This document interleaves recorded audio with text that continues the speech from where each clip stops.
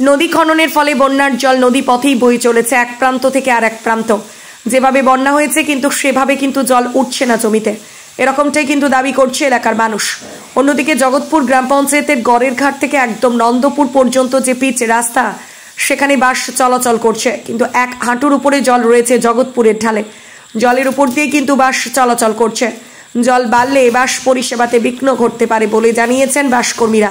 বাসকর্মী কি বলছেন দেখাবো। বিজ্ঞাপন লাইভ করতে এবং যে কোনো রকমের খবরাখবর জানাতে যোগাযোগ করুন নিউজ অগ্নি দপ্তরে 9903070007।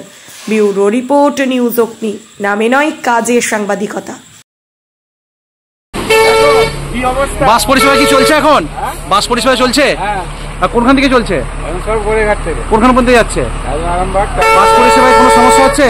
সমস্যা বলতে এই যে জলে গাড়ি ডুবে যাচ্ছে, এই সমস্যা নানা রকম, চাকায় জল ঢুকে যাচ্ছে। তো ঠিক আছে। আর এখানে কতখানি জল হয় বলে মনে হচ্ছে? জল তো সকালে কম ছিল, এখন আবার বেড়ে গেছে, রাতে আরো বাড়তে পারে। ঠিক আছে।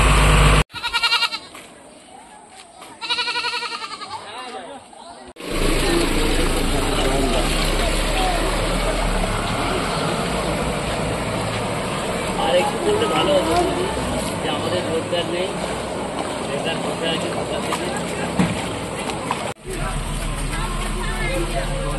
কোনখান থেকে চলছে? জগদীশতলা দুবোঢাল। সেখান থেকে কত দূর অব্দি যাচ্ছে? এখান থেকে আমরা রামনগর পর্যন্ত যাচ্ছি। মাঝে হ্যাঁ, জল বাড়ছে। সকালে একটু থমকে গেছিল, বেলা 12টার পর থেকে জল ভালোই বাড়ছে। আপনার নাম? রণজিৎ ঘোষ।